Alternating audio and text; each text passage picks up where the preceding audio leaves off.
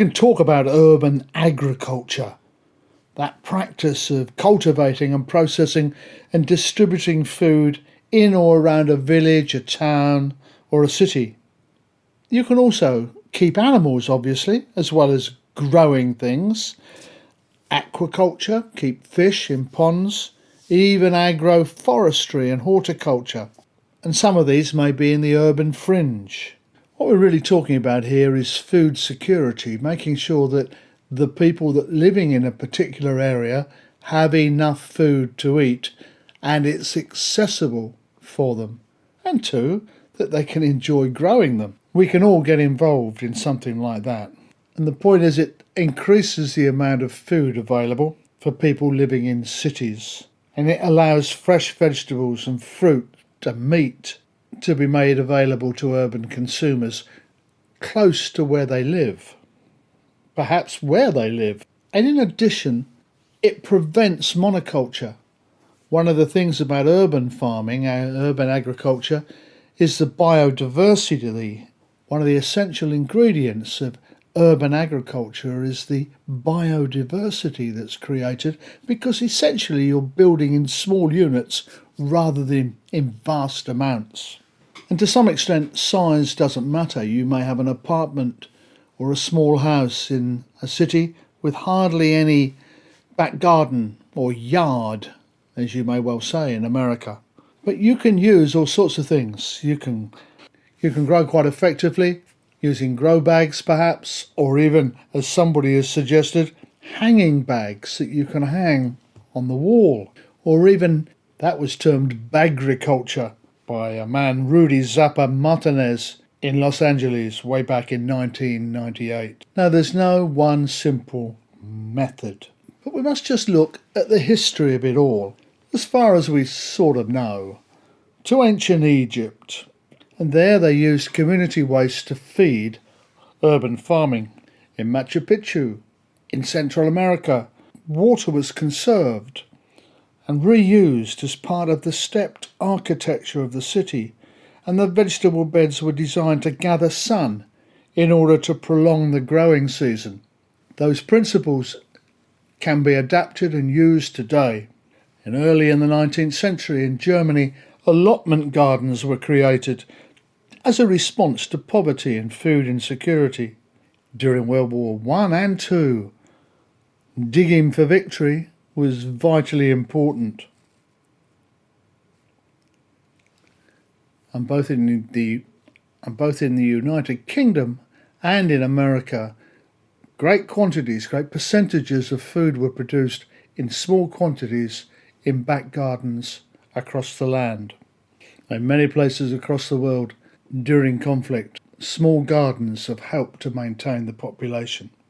And very often they joined in communities which were open to the public to provide space for the people to cultivate plants for food and also to allow space for recreation and community building.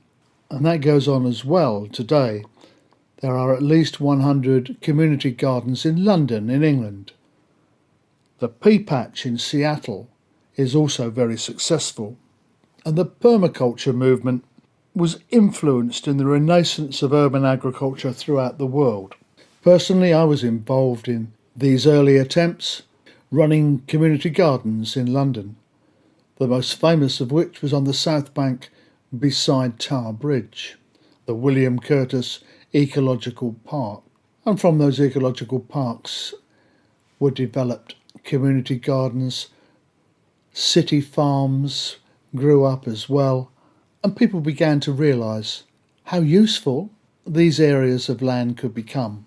And of course it's during wartime and depressions that we begin to realise and look at these different ways of farming. Way back in 1893, the citizens of Detroit, which was undergoing a depression at the time, were asked to use any spare vacant lots to grow vegetables. They nicknamed them Pingree's Potato Patches, after the name of the mayor. And the whole idea with all of these is to produce income and food supply, and also to boost the independence of the people in an area. It's estimated that there is at least 5,000 acres of spare land which could be used to grow crops in New York City, an area that's not renowned for its open spaces. War has a tremendous effect upon people's morale and obviously the supply of their goods and equipment and machinery and food. And during the major world wars, World War One, 1914-19, and World War Two, 1939 to 1945, the whole world was in some way or another affected, and particularly places like Europe and North America, where food on both sides of the Atlantic became scarce. Over 5 million plots were growing during the Great Depression in America, producing £500 million worth of produce every year. These urban garden projects provided a purpose, a job and food for those who would otherwise be without anything to do during those harsh times. And so they raised the spirits socially. So by the time we got to the Second World War, in America particularly, the War Food Administration had set up a National Victory Garden Programme. And in the United Kingdom, there was Dig for Victory, with everybody urged to do something. And I think we've now got to realise that half of the world's population lives in cities, and that's likely to increase. 800 million people are involved in urban agriculture worldwide, and they contribute to feeding urban residents. And if you're poor and you live in a city, the chances are that you spend between 40 and 60% of your available income on food. The world population is growing, and by 2015, 26 cities in the world are expected to have a population of 10 million or more. That means 6,500 tonnes of food have got to be imported into those areas every day.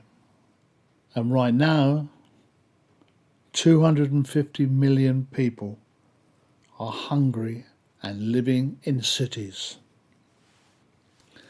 Slowly our architects are beginning to realise the need for a green environment at the very least in our cities, if not a productive green environment. But very importantly is the whole notion of food security.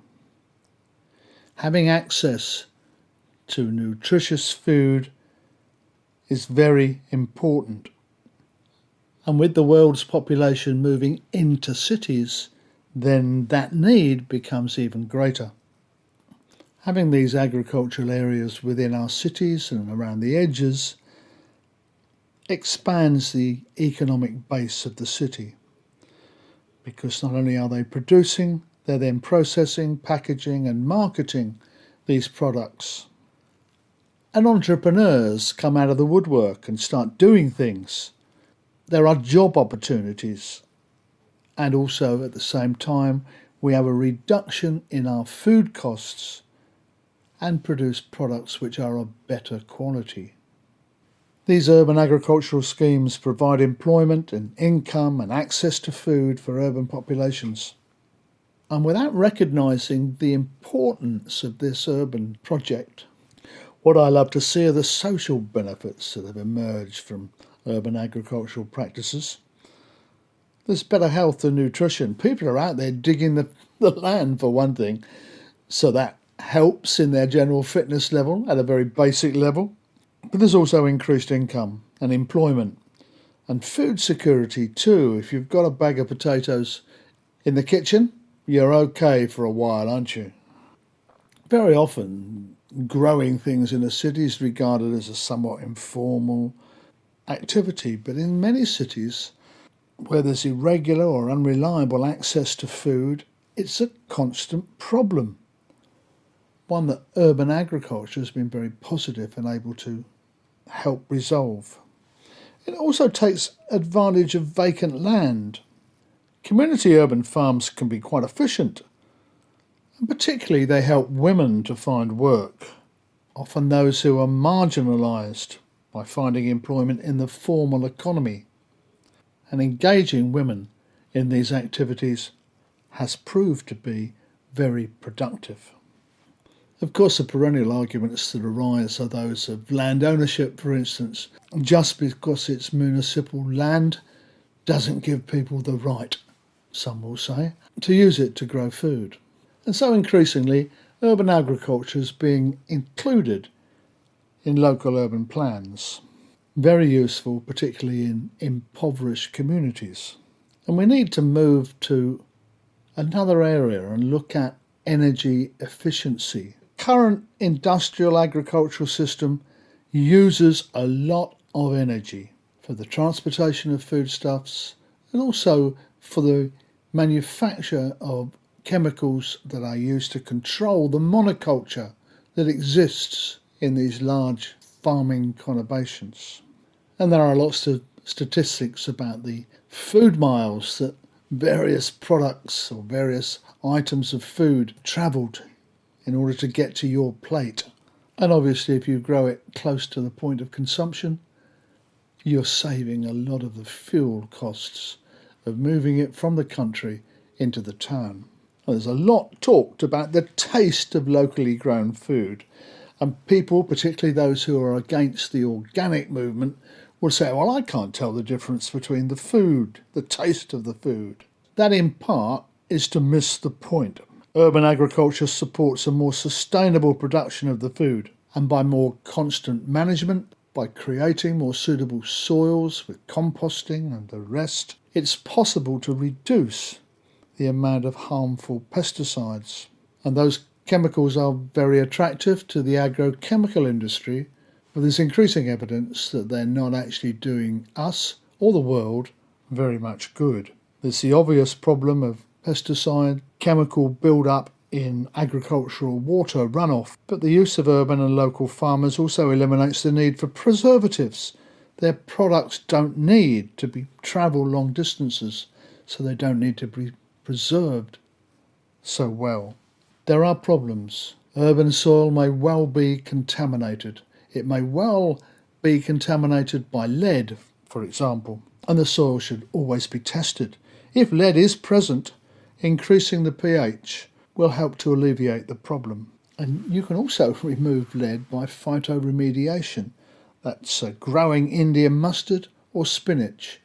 They will gradually remove the lead within the soil. There's also an economy of...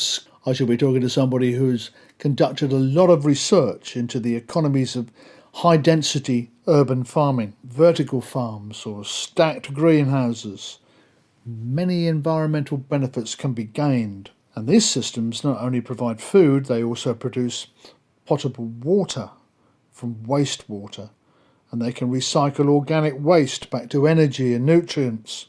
And obviously at the same time, they're reducing food-related transport to a minimum. As with many of these schemes, they can work quite well, provided the political initiative is there. With the increasing growth of global companies, many of whom have more power and influence than the nation states that they serve, the marketing of new ideas, which conflict with their profits, can often be very difficult. And because urban farm units are necessarily small and locally controlled, there's not the national or international political structures in place to present their cases effectively. But nevertheless, there are several models which are working quite well.